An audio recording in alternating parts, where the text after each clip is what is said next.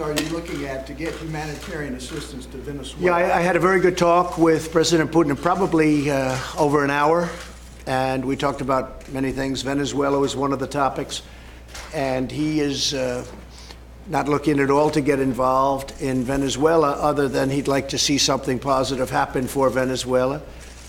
And I feel the same way. We want to get some humanitarian aid. Right now, people are starving. They have no water. They have no food. This is, Mr. Prime Minister, one of the richest countries in the world 20 years ago, and now they don't have food and they don't have water for their people.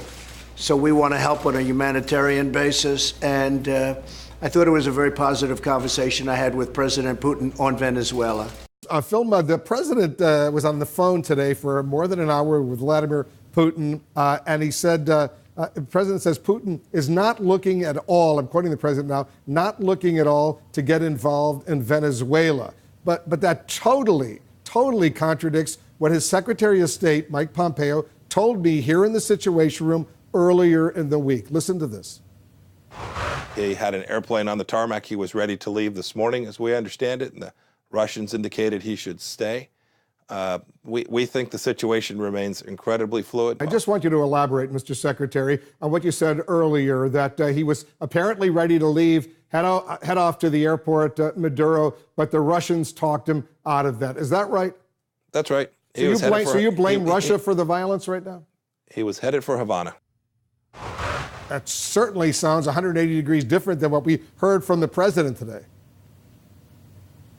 No, I wouldn't say so from the president's perspective. Look, from day one, the president has created myths. His subordinates can't speak when the president creates a myth. He's not just a liar. He creates an alternate universe for a group of Americans, 40% of the population or so, who don't follow, as a lot of people don't, international relations enough to know what's going on. The myth that when he stepped off the plane from the first meeting with North Korea, we're safer. We haven't gotten anywhere. The myth that Kim Jong-un maybe didn't know in a dictatorial country about how Otto Warmbier died. The myth on the electoral trail. I've got a secret path for Syria and for ISIS, which I suppose meant we're going to withdraw, as he proposed, the president, and leave it to the Russians and the Syrians. What the president's done through Twitter and through his statements is to sell myths to the American people that have no connection with reality, like this myth about Russian involvement in Latin America. And then his subordinates can't speak again, because as soon as they get out there, either the president will come after him on Twitter, think Tillerson, or the president will fire him. It's a myth-making industry, and it works. You know, Jackie, this isn't certainly the first time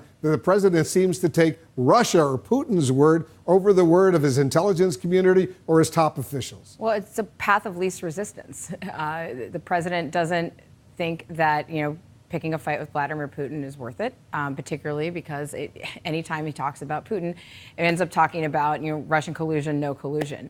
So, and the president also has a pattern of believing strongmen over his own intel chiefs. I mean, Phil mentioned North Korea. There's lots of examples of that there, too.